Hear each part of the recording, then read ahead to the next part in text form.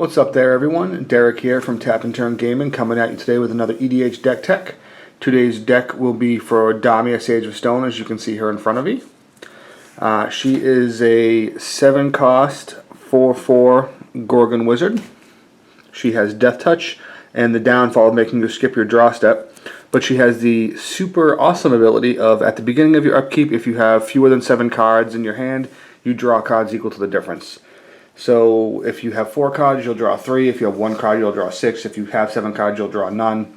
The value that she brings is really just immense. At the end of your turn or during your opponent's turn, if you can just empty your hand, you're drawing a fresh new grip of 7. And that really is a lot of value.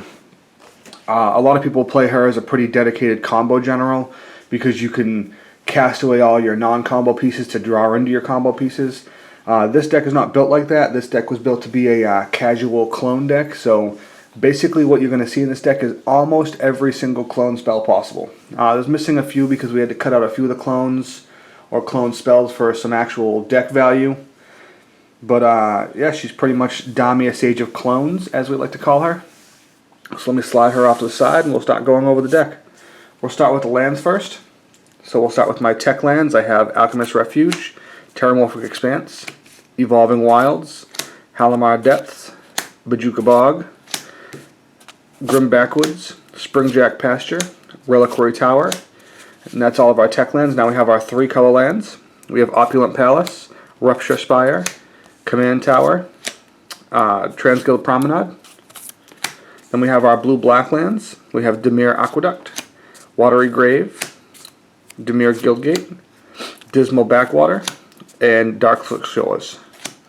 For our green-blue lands, we have Simic Guildgate, Simic Growth Chamber, Breeding Pool, Thornwood Falls.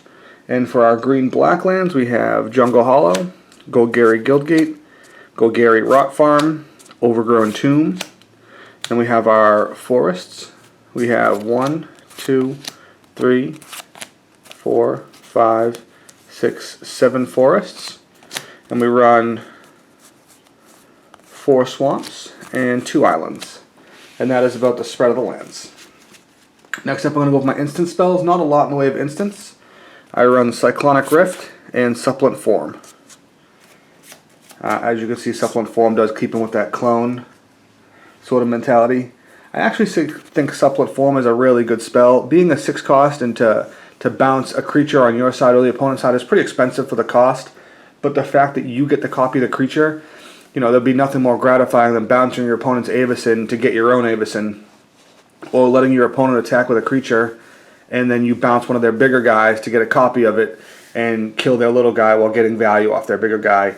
Or even doing the same with yours. There really is a lot of value that comes with that spell that I think people sometimes may overlook.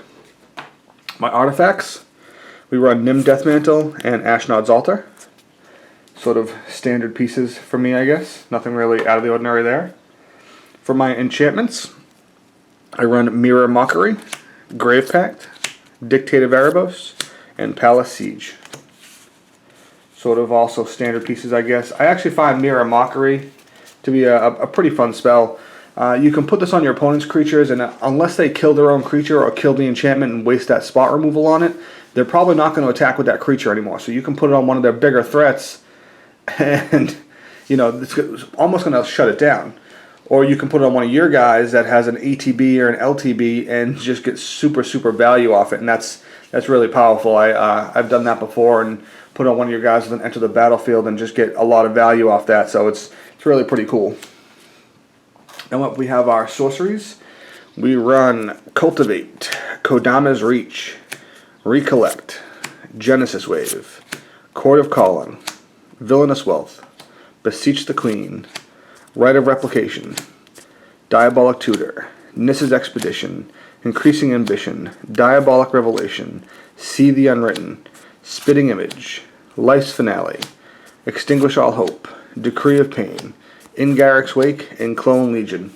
Clone Legion, to put this out there, is super fun. Cloning an entire board is really fun. Also, if you haven't played Villainous Wealth, it's like Genesis Wave's evil, mean stepbrother that no one likes. Because when you Genesis Wave for 10 and you get your 10 top cards to the board, that's one thing. When you Villainous Wealth for 10 and get your opponent's top 10 cards, they don't appreciate it probably 11 times out of 10. So it's pretty funny. And it's enjoyable for you and not for them. Lastly, we have our creatures.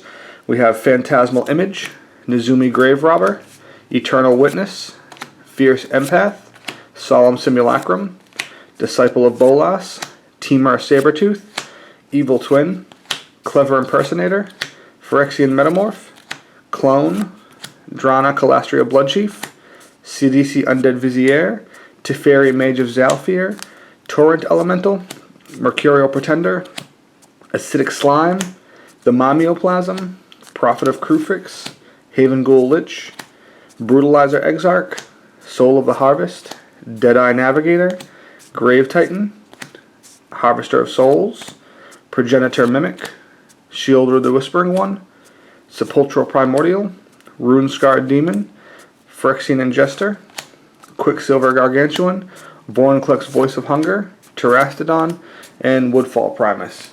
So as you can see, we have basically a lot of either clone abilities or enter the battlefield abilities or leave the battlefield abilities. That's pretty much where this deck runs. It's really just a casual deck meant to bring a lot of clone effects to the table and be able to, you know, use them over and over and over again. And it's pretty fun. It does pretty well. It's you know, it fares all right in most games. Generally needs a little bit more time than some decks will need. But yeah, that's our Damia Sage of Clones EDH deck. This has been Derek with Tap and Turn Gaming. I hope you enjoy the deck. If you do, comment on it. Let us know what you think, what you'd add, what you take out.